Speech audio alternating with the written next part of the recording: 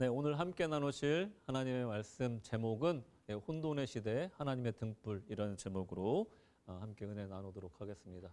자, 여러분들 말씀 들을 준비 되셨습니까?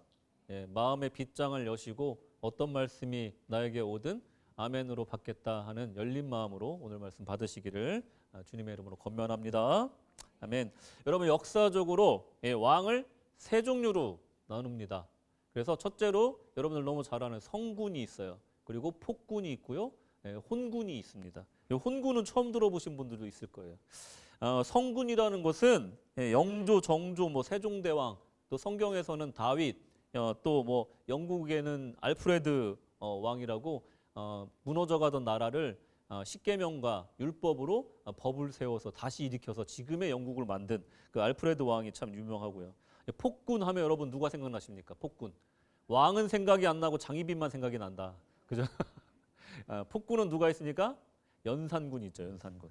그리고 로마에는 그 유명한 세계에서 제일 유명한 폭군 네로 황제가 있었죠. 네로 황제. 그리고 성경에는 누가 있습니까? 우상 숭배하고 정말 불신하고 충성하지 않았던 아합 왕이 있습니다. 그러면 혼군은 누가 있을까? 휘군이라고 이제 송나라에 있었습니다.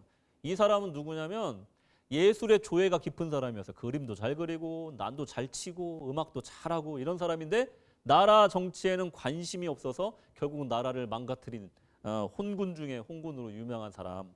그리고 우리나라에는 누가 있을까요? 예, 선조가 있겠죠. 선조. 겉으로 볼 때는 아무 문제가 없다가 나중에 봤더니 임진왜란이 일어나게 되는 원인을 제공한 사람, 선조입니다. 대처도 잘못했죠. 이렇게 왕의 종류에는요 세 가지 종류가 있습니다. 보통 나라를 망치는 왕을 폭군이라고 우리는 쉽게 생각할 수 있지만 이 폭군만군이나 이 공동체에 해를 끼치는 지도자를 혼군이라고 합니다. 이 성군과 혼군의 가장 큰 차이점이 뭘까요? 성군의 가장 공통점은 법을 세웠다는 거예요. 법을. 그리고 사회 정의를 올바르게 정립했다는 것이고 약자들을 보호하는 왕들이 나중에 성군이다 이게 인정을 받았다는 거예요. 반면에 혼군은 어땠을까요? 혼군은 이 사명을 잊고 그리고 사리사욕을 취하고 풍요에 젖어 국사를 돌보지 못하고 나라의 기강을 느슨하게 한 사람, 그래서 탐관오리가 들끓게 한 왕, 이런 사람들을 혼군이라고 합니다. 혼란케 한 거예요. 혼란케 한 거. 혼군의 시대는 겉보기에 풍요롭지만 내면에 들어가면 들어갈수록 질서가 와장창 무너져 있는 것을 발견하게 되는 그런 혼군의 통치입니다. 왕이 있으나 실질적으로 통치가 없는 상태, 풍요롭고 자유롭고 또 법과 자유롭지만 이 법과 의가 무너진 상태, 즉 혼돈된 상태를 이 혼군의 통치 기간이라고 부를 수가 있는 겁니다. 여러분 우리 시대를 진단한다면 어떤 시대일까요? 성군의 시대일까요? 아니면 폭군의 시대일까요? 아니면 혼군의 시대일까요? 저는 개인적으로 단언컨대 이 신앙적으로는 혼군의 시대가 아닌가 저는 진단합니다. 오늘은 이 영적 혼돈과 그 시대마다 어떻게 하나님의 등불을 밝혀 나가셨는지, 그래서 이 혼란함을 바꿔서 하나님의 뜻 가운데로 이끌었는지 우리 시대와 우리 신앙을 점검해보는 시간 가져보도록 하겠습니다. 첫째로 영적 혼돈의 시대. 본문은 영적인 혼돈 시대를 잘 묘사하고 있습니다. 시대적으로 사사 시대가 이 선지자 시대로 넘어가는 이 전환기라고 볼 수가 있고요. 인물적으로 보면 이 마지막 사사이자 제사장인 이 엘리에서 첫 번째 선지자인 이 사무엘로 넘어가는 이 과도기라고 볼 수가 있어요. 우리가 흔히 엘리라고 하면 제사장으로만 생각하는데 사실은 이 사사였으면서도 또 제사장이었던 사람입니다. 이 사람의 시대에서 이 사무엘로 넘어가는 그 시대였다는 거죠. 엘리가 나이가 들고 영적으로 쇠잔하고 있었고 동시에 새로운 지도자이자 선지자인 사무엘은 아직 어린 아이였습니다. 이 공백기를 이 혼돈의 시대라고 우리가 부르고 있는 것입니다. 이 상황적으로는 굉장히 평화롭고 전쟁도 없고 한 시대였지만 영적으로는 굉장히 혼돈된 시대였다라는 것입니다. 왜냐하면 영적 지도자가 바로 서 있지 않았기 때문에 그래요.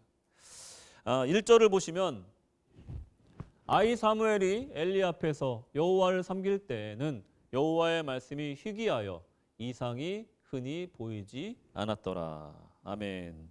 그러니까 오늘 본문에서 보면은 아이 사무엘이에요. 아이 사무엘. 선지자는 선지자인데 여호와를 섬기기는 섬겼는데 아이 사무엘이에요. 아직은 성장하지 않은 사람이었다는 거예요. 이게 바로 이제 혼란 시기였다는 증거 중에 하나입니다. 이 혼란 시기의 특징을 좀 보면 이렇습니다. 하나님의 말씀이 희귀해요. 그리고 이상도 흔히 보이지 않는 시기라고 정의하고 있는 겁니다. 하나님의 말씀을 전하는 사람은 분명히 있었어요. 하지만 진정 하나님의 말씀을 전하는 이는 희귀했다는 것입니다. 참 죄송한 말씀을 드리자면 제가 가끔 한국에 가서 또 지인들의 다니는 교회를 종종 가게 됩니다. 근데 몇 년 전에 제주도에서 이제 교회를 간 적이 있었는데 그 교회는 한참 건축 중이었어요. 참 죄송한 말씀이지만 1시간 내내 건축 얘기만 하다 끝났던 기억이 나요. 설교 본문이 어디였는지 기억도 안 나고요. 뭐 돈이 얼마가 들고 주차장을 만드는데 몇 억이 들고 그 얘기만 계속 저는 방문자로서 그 얘기를 들으니까 전혀 와닿지가 않고 오늘 성경 본문이 뭐였는지도 기억이 안 날 정도로 그날 예배가 참 그야말로 혼돈했던 기억이 납니다. 하나님의 말씀을 전하는 사람은 있긴 있었어요. 근데 그 말씀이 진정한 하나님 말씀인가라는 의문을 품게 만드는 시대라는 거예요.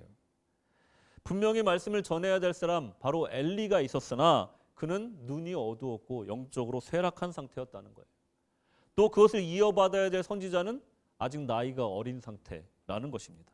정말로 말씀을 제대로 전할 수 있는 그런 상황이 아니었다는 거예요. 그래서 말씀이 희귀하여라고 말씀하고 계신 거예요. 여러분 이 시대는 어떻습니까? 진정 하나님의 말씀이 증거되고 있습니까? 저 또한 참 부족한 점이 많지만 또 제가 탁월한 설교자라고 자부할 수는 없지만 한 가지 확실한 건 무엇이냐면 하나님의 말씀을 전하려고 몸부림치고 있는 것만은 확실합니다. 그 말씀이 어찌 됐든 간에 오늘 설교 말씀을 듣는 분들 중에 한 구절이라도 그 마음에 남는다면 정말 난 성공한 것이다. 하나님 말씀 제대로 전한 것이다 하는 마음으로 정말 애타는 마음으로 말씀을 전한다는 거예요. 그런데 이 시대가 정말로 핸드폰을 열면 언제든지 유명한 목사님들의 설교를 들을 수가 있고 내가 마음만 먹으면 어느 교회에 가서 말씀을 들을 수가 있는 그런 시대인데 정말로 나의 마음을 흔들고 내가 정말로 미래의 신앙생활을 어떻게 해야 될지 이 이상과 비전을 보여주는 말씀이 정말로 얼마나 있는 시대인가. 저는 참 진단해 봐야 된다고 생각을 합니다. 진정한 하나님의 말씀은요, 단순히 도덕적인 기준을 제시하는 게 아니에요. 착하게 살아라, 아니면 꿈을 가져라, 이런 말씀이 아니라는 거예요. 요셉처럼 끝까지 꿈을 꾸어라, 아니면 모세처럼 당당한 리더십이 되라, 이런 얘기를 전하는 게 성경 말씀이 아니라는 거예요. 비전이 제시돼야 된다는 거예요. 이상이 보여져야 된다는 거예요. 그래서 그 말씀을 통해서 내가 내일 어떻게 살 것인가가 눈앞에 보여지는 그런 말씀이 증거되어야 된다는 것입니다. 엘리의 시대에 또 이 사무엘의 아이인 시절에 이 혼돈의 시대에 그런 말씀이 제시되지 못했다는 것을 얘기하고 있는 겁니다. 사람들은 그래서 우왕좌왕할 수밖에 없었다는 거예요. 어떤 게 신앙인지 궁금해할 수밖에 없었다는 거예요. 어떻게 해야지 신앙생활 잘하는 건지 답을 모르고 신앙생활을 해왔다는 것입니다. 보통 혼돈의 시대는 꼭 궁핍한 시대만을 말하는 게 아니에요. 태평성대를 누리지만 장래에 대한 바른 비전이 없는 시대가 바로 혼돈한 시대예요. 풍성하고 안정되었지만 내가 신앙적으로 어디를 향해 가야 되는지 비전이 없다면 그것 또한 혼돈이라는 것입니다. 신앙생활을 하기에는 너무나 좋고 모든 것이 풍족하고 평안하지만 영적으로는 혼돈될 수 있다는 것입니다. 혼돈은 그 자체만으로는 죄악이 아니에요. 혼돈할 수 있습니다. 신앙생활 하다 보면 뭐 그냥 흔들릴 수도 있고 가치관이 또 흐릿할 수도 있어요. 근데 혼돈 자체가 죄악이 아니라 악한 세력과 그 세력을 끝내야 되는 이 사명을 가졌지만 아직 장성하지 못한 선한 세력이 공존하는 그 시대, 내 안에 주님의 법을 즐거워하나 또 한편으로는 또 악한 행실을 하고 있는 나의 모습이 공존하는 그 시대. 그러니까 이것 자체는 죄가 아니라는 거예요. 본문을 보시면 악한 쪽에 서 있는 사람들이 등장합니다. 12절 말씀. 엘리의 아들들은 불량자라 여호와를 알지 아니하더라. 이 두 아들이 있어요. 홈리와 비느하스죠. 이 두 아들이 있는데 이 아들들이 어떤 애들이냐면 불량한 애들이에요. 불량한 껌 좀 씹는 애들이에요. 그러니까 불량한 애들이에요. 그러니까 하나님 보시기에 너무 불량한 사람들인 거예요. 그리고 어떻대요? 여호와를 알지 아니하더라 이게. 근데 이 말씀이 얼마나 귀귀한 말씀이냐면 이 두 아들은요 아버지와 똑같이 제사장이었어요. 예를 들면 그겁니다. 아침에 일어났는데 주일날 아침에 일어났는데 엄마 나 오늘 교회 가기 싫어요. 그런데 엄마가 뭐라고 그래요? 안 돼. 너 담임사관이잖아. 이거랑 똑같은 말이에요, 여러분. 웃으라고 하는 말씀인데. 심각하게 쳐다보시면 제가 당황합니다. 어떤 목회자가 나 돈 없어요. 헌금할 돈 없어요. 야, 근데 너는 목사잖아. 이거랑 똑같은 거예요. 제사장인데 하나님을 알지 못하더라예요. 제사장인데 불량한 거예요, 여러분. 이런 시대, 이런 자식들이 지금 엘리의 두 아들이었다는 것입니다. 심각한 문제입니다. 목회자가 목회자답지 않고 제사장이 제사장답지 않은 그 상태였다라는 거예요.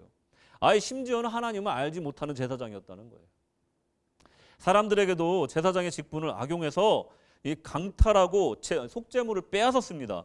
그리고 성전에서 일하는 여자를 성적으로 문란하게 했습니다. 그리고 영적으로 타락했습니다. 제사를 경멸했습니다. 제사를 멸시했어요. 17절에 보시면 이 소년들의 죄가 여호와 앞에 심히 크면 그들이 여호와의 제사를 멸시함이었더라. 아멘. 여러분 이 말씀을요 누군가를 향해서 손가락질할 필요가 없어요. 이 손가락이 어느 쪽으로 향할 때 이 나머지 손가락은 다 나한테 향하고 있고 한 손가락은 하늘을 향해 있다는 걸 꼭 기억하셔야 됩니다. 이 말씀은요 나에게 하는 말씀이에요. 내가 얼마나 예배를 중요시 생각하고 예배를 드리는 태도가 얼마나 확실하게 하나님 앞에 기쁨으로 드리는 예배를 드리고 있는가. 제가 요즘에 조금 잔소리를 하잖아요. 이 식당 봉사하시는 분들은 꼭 1부 예배를 드리시라. 2부 예배 시작했는데 식당에 다 계시면 안 된다. 제가 이 말씀을 계속 드리는 이유가 그거예요. 악대가 끝나면 화장실 가지 말고 예배 시작하기 전에 화장실 갔다 오고 예배의 연속성을 가져라. 찔리시죠? 예, 그리고 찬양팀도 마찬가지입니다. 우리 이 1시간의 예배만은 제발 하나님께 집중하는 예배 드리자 이거예요. 이거 힘든 거 아니잖아요. 이걸 얘기하고 있는 겁니다. 너무 죄책감 갖지 마십시오. 이건 굉장히 오래된 관습이라서 여러분들만의 잘못이 아니에요. 꼭 고쳐야 될 문제이긴 합니다. 근데 제가 말씀드리고 싶은 것은 우리가 예배를 임하는 자세라는 거예요. 이 제사를 멸시함이더라라는 것을 하나님이 가장 싫어하는 일 중에 하나라는 것입니다. 더 심각한 것은 이 두 아들을 가르쳐야 될 아버지인 엘리의 이 우유부단함이었어요. 에이 뭐 어떠냐 하고 넘어갔던 거예요. 다 큰 자식은 맘대로 안 된다. 하지만 자식이 어릴 때 마땅히 가르쳐야 될 것을 가르쳐야 된다는 거예요. 나이 들어서 가르치려 하면은 늦습니다, 여러분. 여러분 영어도요. 어렸을 때 가르쳐야지 그 편한 언어가 이제 영어다 보니까 나중에 한국어를 말을 안 합니다. 그래서 어려서 가르쳐야 돼요. 제가 청소년 사역하면서 청소년 한국어 학교를 해본 적이 있는데 별의별 짓을 다 해도 이 어느 정도 나이가 넘어가면 한국어를 배울 수가 없어요. 신앙도 마찬가지입니다. 어릴 때 가르쳐요. 아직 어리대잖아요. 소년이 되잖아요. 근데도 내비두는 거예요. 신앙을 안 가르치는 거예요. 그러니까 이 아이들이 자기가 잘못한 줄을 모르고 계속해서 제사를 멸시하는 거예요. 그리고 윤리 도덕적으로 타락하는 거예요. 또 신앙적으로 타락하는 거예요. 근데 아버지는 그걸 보고만 있다는 거예요. 29절. 너희는 어찌하여 내가 나의 처소에서 명한 나의 제물과 예물을 밟으며 내 아들들을 나보다 더 중히 여겨 내 백성 이스라엘에 드리는 가장 좋은 것으로 스스로 살찌게 하느냐. 아멘하게도 두려운 말씀이에요. 엘리의 가장 큰 잘못 중 하나는 자식을 하나님보다 더 사랑했다는 거예요. 이거 그 누구도 자유로울 수 없습니다. 얼마나 예쁜 자식입니까? 저도 우리 자식이 너무 예뻐요. 눈에 넣어도 안 아프단 말이 정말 실감될 정도로 너무나 예뻐요. 근데 그 자식을 하나님보다 더 사랑하면 안 된다는 거예요. 내 신앙을 버려가면서까지 그 자식을 사랑하면 안 된다는 거예요. 그게 오히려 자식에게 독이 된다는 거예요.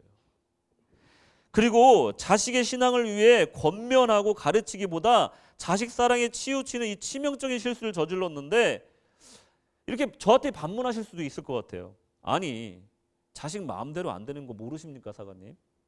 아무리 권면해도 다 큰 자식이 교회에 안 나오고 나오는 것을, 그 신앙 문제를 제가 어떻게 합니까? 라고 반문하실 수 있어요.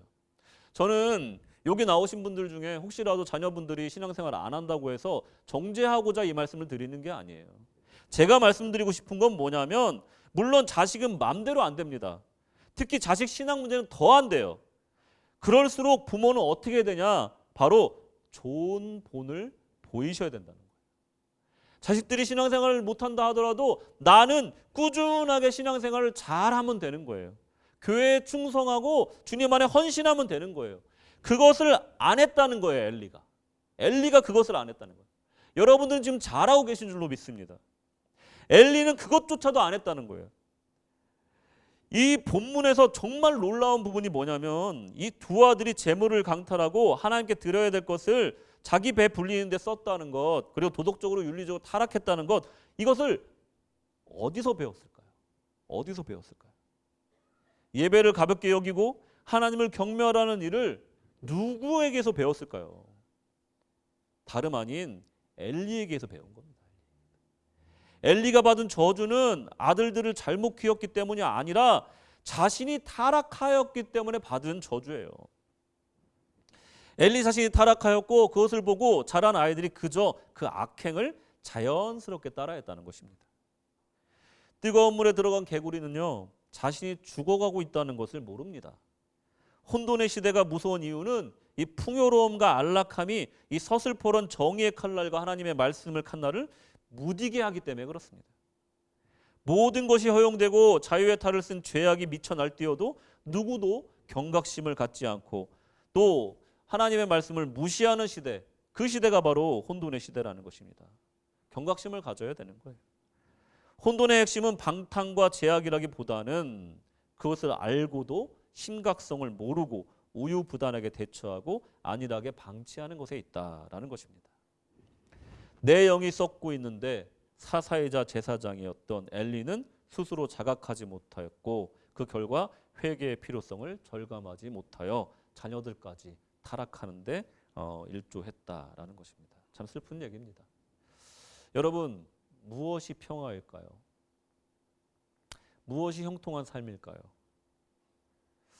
그저 무조건 아무 일도 없이 안온한 상태가, 그런 삶이 정말로 축복받은 삶일까요? 진정한 삶은 고뇌도 있고요, 아픔도 있어야 됩니다. 그게 진짜 인생이에요. 신앙적인 고뇌도 하고, 내가 어떻게 하면 신앙생활 잘할까? 어떻게 하면 주님 앞에서 가치 있는 삶을 살까? 마음속에 고뇌도 가져보고, 또 내가 해결하지 못한 문제를 가지고 몸부림치면서 기도도 좀 해보고, 하나님과 동행하며 헤쳐나가는 그 가운데 느끼는 그 응답과 충만함과 기쁨, 이게 있어야 진짜 인생 아니겠습니까? 무조건적으로 평안하고 무조건적으로 아무 일도 없는 그 형통한 삶만이 행복한 삶이라고 생각하면 안 된다는 거죠. 진짜 인생은요, 그런 거예요. 모든 것이 편안하고 모든 것이 자유롭고 풍족한 삶이 행복한 삶이 아니다라는 것입니다. 오히려 이럴 때 우리 삶에 혼돈이 찾아온다는 것입니다. 우리 신앙생활에서 가장 경계해야 될 시기는 고난 시기가 아닙니다. 정말로 경계해야 될 시기는 가장 편하고 가장 풍요로울 그때라는 것입니다. 나의 신앙이 나의 사랑하는 가족에게, 특히 자녀에게, 후배에게 영향을 준다는 것 또한 자각하면서 신앙생활을 해야 되는 이유예요. 하나님의 말씀이 희귀하고 또 육적인 것만 보느라 영적 비전과 환상을 보지 않는 영적 후퇴는 처음에는 하품처럼 번지고 나중에는 전염병처럼 감염된다는 것입니다. 제가 신앙생활을 한 게 중학교 3학년 때입니다. 15살 때. 그때 저는 처음에는 몰랐어요. 교회 상황이 어떤지. 고향 교회가. 근데 제가 학생부 이제 임원이 되고 또 교회 사정을 좀 알다 보니까 교회가 어떤 상황인지 알겠더라고요. 어떤 상황이었냐면 청년들, 젊은이들이 한둘씩 빠져나가고 있는 상황이었어요. 직장 찾아가고 아니면 그 근처 살면서도 교회를 안 나오게 되고, 그 오랫도록 주일학교부터 다녔던 친구들이 이제 안 나오기 시작한 거예요. 제가 이제 악기를 제대로 다루는 게 별로 없어요. 기타 조금 치는데 웬만하면 교회 오빠들은 뭘 치죠? 기타를 좀 치잖아요. 근데 저는 못 쳤어요. 제 친구들도 보면은 악기를 다루는 친구들이 별로 없어요. 왜 그러냐면 보통 교회에서 악기를 배울 때 누구한테 배워요? 선배들한테 배우죠. 예, 청년부한테 배워요. 학생부들은. 그러니까 선배가 없었다는 거예요. 저는. 우리끼리 그냥 학생부끼리 그냥 하다가 우리가 청년이 된 거예요. 그러니까 제 친구도 보니까 제 친구도 이제 드럼을 지금 치는데 그때 학생 때 옆에 교회 지금 제가 구세군 사관이 되니까 생각이 나서 알게 됐는데 옆에 있던 교회 집사님인 줄 알았던 그분이 부교님이었더라고요. 구세군 교회였어요. 거기 부교님이 일로 와봐 제 친구를 불러가지고 드럼을 가르쳐 주셨어요. 그리고 찬양팀을 했어요. 제가 그때부터 구세군과 연관이 있었더라고요. 또 한 명의 친구는 자기가 독학으로 기타를 배워가지고 지금 평생도록 한 교회를 다니면서 찬양 인도를 하고 있어요. 선배가 없으니까 이렇게 이제 저하고 요셉이라는 친구는 목회자가 됐는데도 우리 둘은 또 아무 악기도 다루질 못합니다. 그러니까 선배가 없다는 게 이런 거예요. 그러니까 중간 단계에 누군가가 교회의 중간 허리 역할을 하는 사람이 처음부터 없으니까 우리가 이런 걸 배울 기회가 없었던 거예요. 이 중간 허리 역할을 해야 될 사람들이 한 명, 두 명 직분을 내려놓기 시작합니다. 교회로 옮기기 시작해요. 나가기 시작해요. 그런 걸 보면서 열심히 봉사하던 그 후배들이 마음이 좀 흔들리기 시작하다가 또 똑같이 하나 둘씩 일을 놓게 돼요. 그러면서 교회에 남게 되는 것은 나이 많은 권사님들과 여자 집사님들만 남게 되더라는 거예요. 애들하고. 이런 일들이요. 이곳 호주에서도 벌어지고 있습니다. 우리 교회는요. 그래도 사람들이 오면 그래도 나이대가 다양하네요. 정말 좋겠습니다. 이렇게 얘기하는데 다른 교회 한번 가보세요. 진짜로 나이대가 극단적입니다. 극단적이에요. 청년들이 모이는 곳은 다 거기 가 있고 나이 많으신 분들은 나이 많은 분들끼리 모여서 예배드리는 그런 극단적인 상황이 벌어지고 있어요. 여러분 이 호주 땅에서는요. 비자 받고 생활도 안정되고 1년에 뭐 2년에 한 번씩 정기적으로 한국 오갈 수 있을 정도로 안정되었을 때 그때 조심하셔야 돼요. 그때 조심하셔야 돼요. 그때 혼돈이 찾아옵니다. 워홀 때, 학생 때, 그리고 이민 초기에는요. 하늘이 가깝게 느껴져요. 그래서 메어 달려 기도합니다. 하나님, 다음 학기 때 제가 낼 학비가 없습니다. 비자 연장비가 없습니다. 하나님, 영주권을 주시옵소서. 날마다 운전하면서도 기도하고 다녀요. 교회만 오면 눈물이 주르륵 흘러요. 근데 응답을 그렇게 잘해 주셔요. 진짜 이민 초기 때, 학생 때, 워홀 때는 기도하면 다 들어주셨던 것 같아요. 그리고 제가 필요했던 모든 것들을 그때 즉시 정말 천사를 보내주셔서 채워주셨던 것 같아요. 하늘이 정말 가깝게 느껴지더라니까요. 그런데 이게 점점 이게 신앙적으로 평안해지면 이 신앙적으로 타협하게 되고요. 교회보다 중요한 일들이 자꾸만 생겨납니다. 그래서 나중에는 교회에서 점점 그 모습을 보이지 않는 경우를 저 정말로 많이 봤습니다. 여러분 스스로에게 계속적으로 질문하셔야 돼요. 제가 설교 말씀 전한다고 해서 지금 생각하시는 게 아니라 여러분 신앙생활하면서 계속해서 질문하셔야 돼요. 뭐라고 질문하냐면 나의 영혼이 지금 건강한가? 내 영혼아 너 지금 건강하냐? 내 스스로 물어보셔야 돼요. 나의 자녀들의 신앙 건강하게 잘 자라고 있는가? 계속해서 점검하셔야 된다는 거예요. 혼돈의 시대에 엘리는 혼돈의 사사로 또한 제사장으로 죄악에 무감각한 상태로 자신을 방치하였습니다. 혼돈을 방치한 결과는 무엇일까요?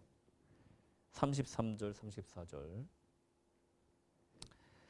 내 단에서 내가 끊어 버리지 아니할 너의 사람이 내 눈을 쇠장케 하고 내 마음을 슬프게 할 것이요 내 집에 생산하는 모든 자가 젊어서 죽으리라. 내 두 아들 홈니와 비느하스가 한날에 죽으리니 그 둘에 당한 그 일이 내게 표징이 되리라. 아멘하기도 무섭죠. 이 말씀처럼 모든 것들이 이루어집니다. 이 말씀은 어쩌면 우리 호주 땅에서 평안하고 풍족하게 삶을 사는 우리에 대한 하나님의 경고의 말씀일지도 모르겠습니다. 이 말씀을 여러분 진중하게 받으시기 바랍니다. 두 번째, 아직 꺼지지 않은 등불. 엘리는 영적으로 눈이 어두워졌습니다. 2절 말씀. 엘리의 눈이 점점 어두워 가서 잘 보지 못하는 그때 그가 자기 처소에 누웠고. 이 32절 우리 방금 전에 읽었던 말씀에 내 눈을 쇠장케 한다라는 말씀이 그대로 3장에 와서 이루어진 거예요. 엘리의 눈이 점점 어두워 가서 잘 보지 못하는 그때라고 말씀하고 계세요. 이건요, 육체적인 노화를 말하는 것은 맞아요. 근데 그것뿐만이 아닙니다. 장사관처럼 노안이 온 거를 말하는 것도 맞아요. 잘 안 보여 저도 요즘에. 근데 그것만을 얘기하는 게 아닙니다, 여러분. 이건 육체의 노안을 말하는 게 아니에요. 더 깊숙이 뭘 얘기하냐면 우리의 영혼의 눈이 어두워지고 있음을 상징적으로 얘기하고 있는 겁니다. 엘리가 눈이 점점 어두워졌다는 것, 잘 안 보인다는 것은요, 영적인 눈이 안 보인다는 것이고요, 영적인 귀가 먹었다는 거예요. 이 말씀은 육체적인 것 또한 포함하지만 영적인 것도 포함한다는 거예요. 그리고 이 사사로서 제사장으로서 누렸던 신앙적인 유익과 평안함, 그것들이 더 이상 없을 것이라는 것이 바로 이 마음속의 기쁨이 사라진다는 것으로 이제 다음에 나옵니다. 8절에 보시면 여호와께서 세 번째 사무엘을 부르시는지라 그가 일어나서 엘리에게로 가서 가로되 당신이 나를 부르셨기로 내가 여기 있나이다. 엘리가 여호와께서 이 아이를 부르신 줄을 깨닫고. 여러분 이 말씀 너무나 잘 아시잖아요. 몇 번째 불렀을 때 엘리가 이렇게 8절에서 알아챈 것처럼 알아챕니까? 몇 번째였어요? 제가 이렇게 하니까 아시겠죠? 세 번째가 돼서야 하나님 음성이구나. 그때 알았다는 거예요. 이거 굉장히 심각한 거예요.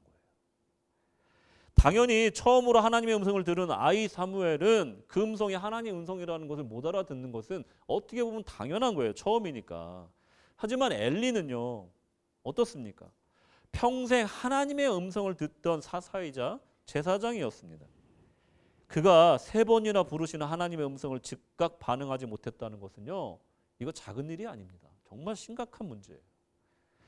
엘리의 영적 세자는 하나님의 음성을 들어도 반응하지 못하는 이 무감각에 있었습니다. 우리도 여러분 신앙생활 하다 보면요. 하나님의 음성을 듣고도 어떨 때는 못 들은 척할 때가 있잖아요. 이거는 하나님 제가 좀 순종하기가 좀 어렵습니다. 이럴 때가 있지 않습니까? 저만 그런가요? 또는 하나님의 음성이고 뜻인데 알아차리지 않고 세상 사람과 똑같이 결정하고 살아가는 그런 경우가 여러분 있지 않습니까? 영적인 눈이 어두워지고 세잔해진 그런 상태.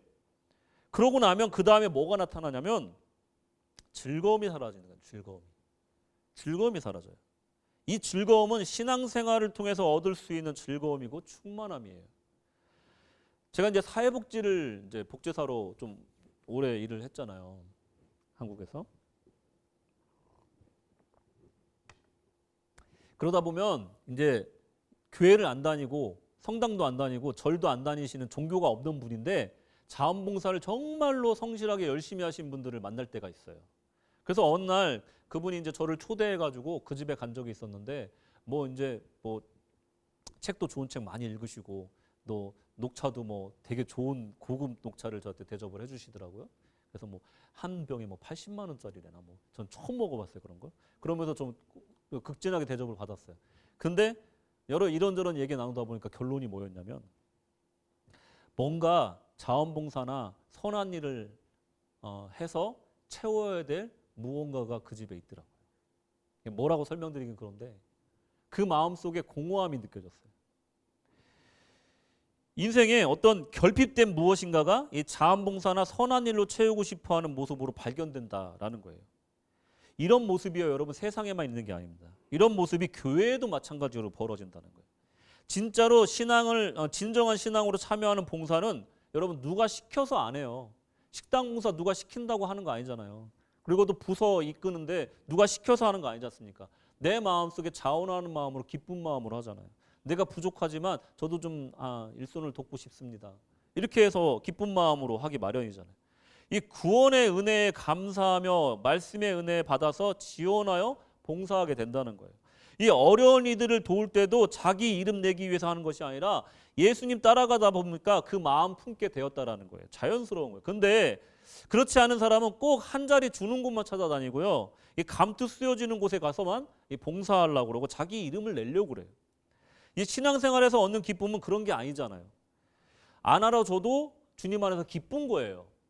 누가 내한테 어떤 자리를 주지 않아도 조용히 봉사할 수 있는 나는 이 기쁨이 있는 거예요. 이건 정말로 너무나 기쁜 거거든요.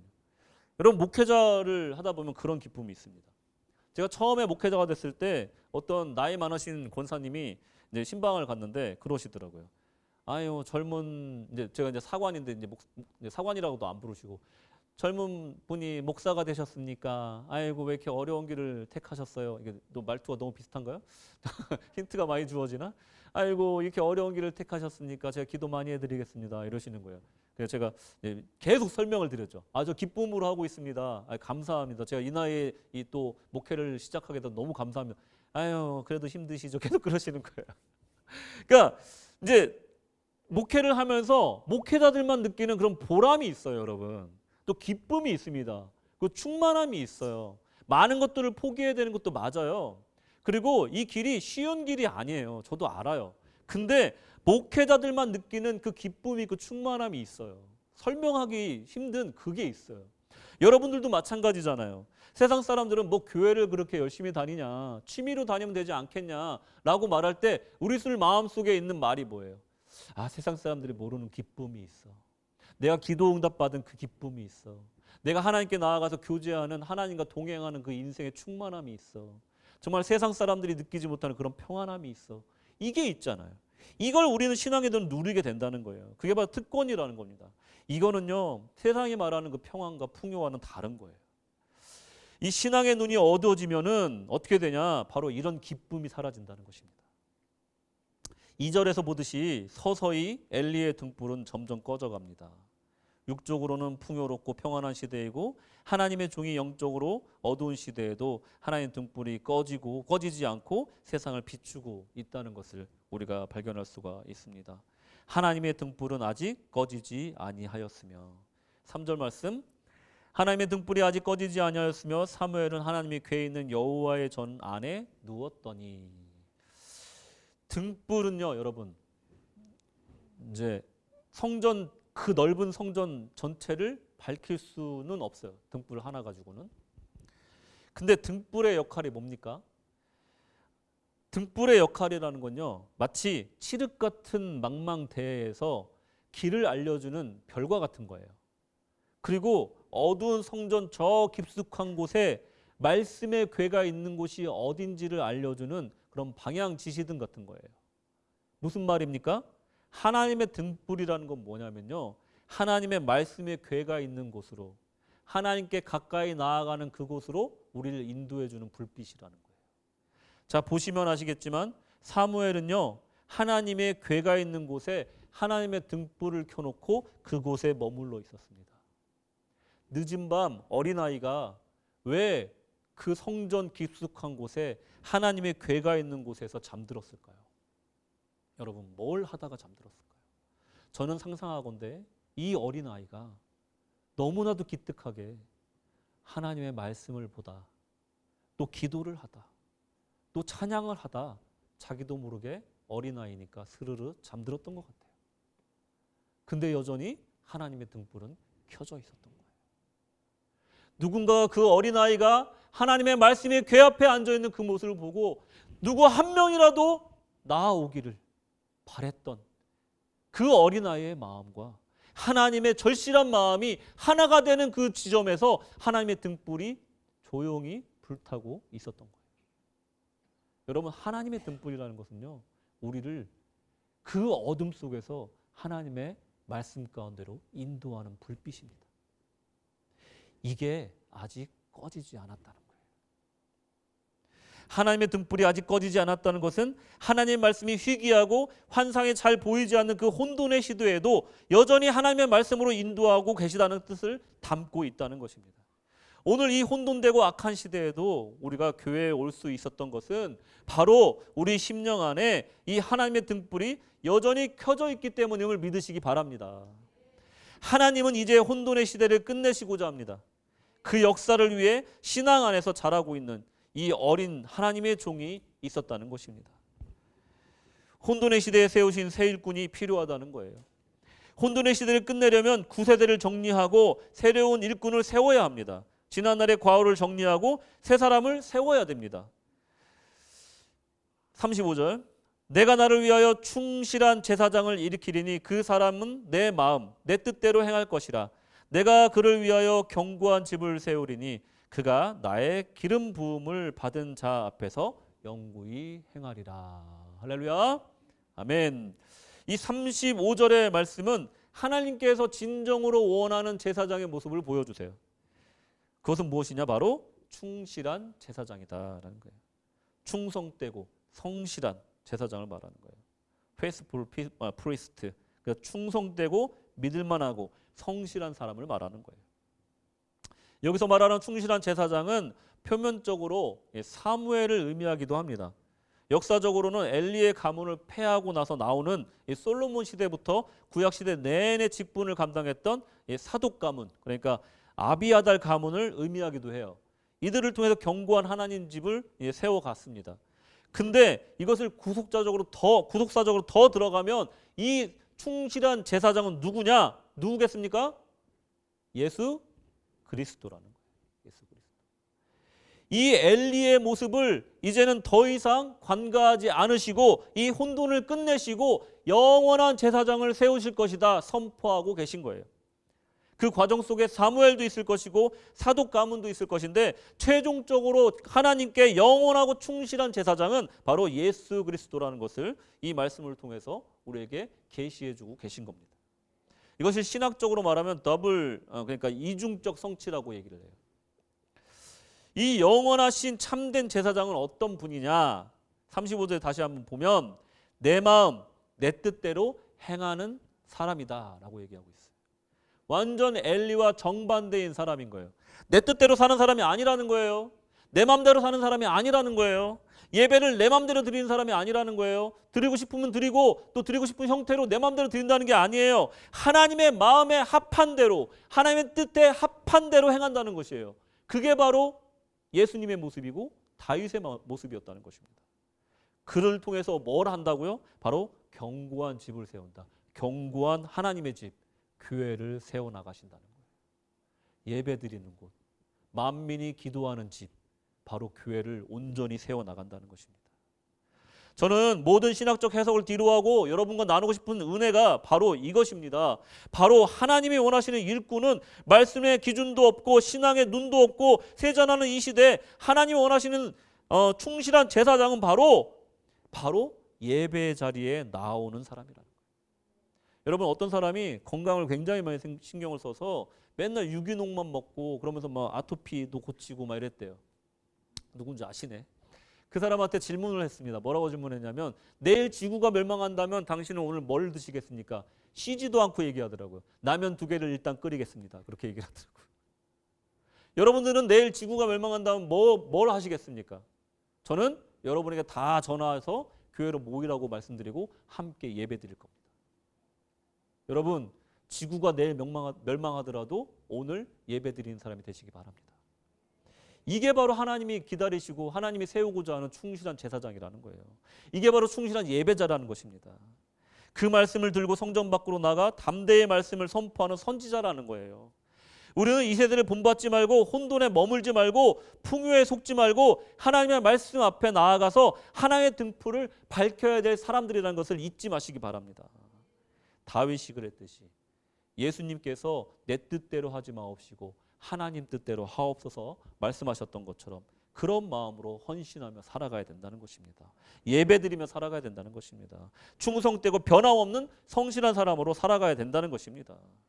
교회가 영적으로 윤리적으로 무너지는 것을 보고만 있는 것이 아니라 은 한 조각과 떡 한 덩이를 위하여 인생을 사는 것이 아니라 교회가 하나님의 견고한 집으로 든든히 세워지는 일에 인생을 바치기를 다짐하는 그 사람들을 하나님께서는 충실한 제사장으로 세워주시고 이 혼돈을 마무리하는 데 쓰이게 된다는 것입니다. 말씀을 마치겠습니다. 이 시대는 풍요롭고 자유롭고 평안해 보입니다. 하지만 영적으로 많은 도전에 직면하고 있습니다.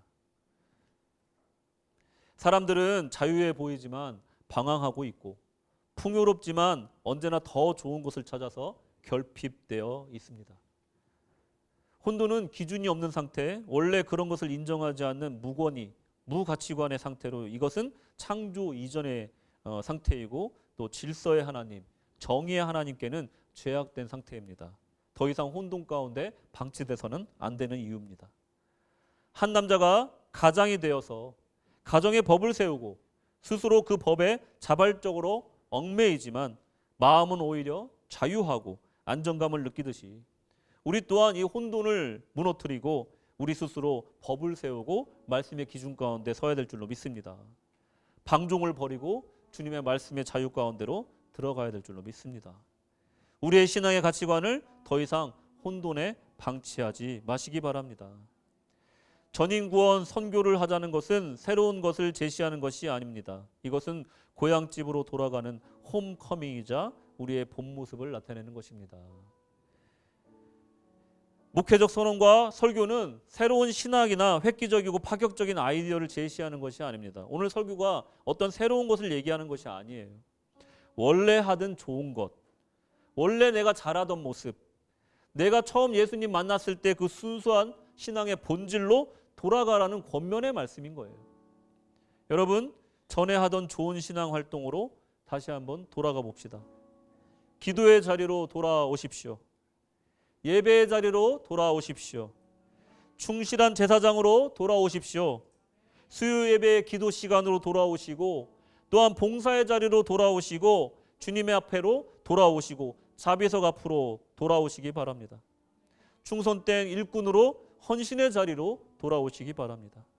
자원하여 기쁜 마음으로 헌신하는 성도들로 여러분 돌아오시기 바랍니다. 교회를 견고한 하나님의 집으로 세우는 일에 여러분 동참하여 주시기 바랍니다. 여러분들의 마음에는 강력한 횃불을 피우기 전에 하나님의 말씀으로 인도하는 하나님의 등불이 먼저 필요합니다.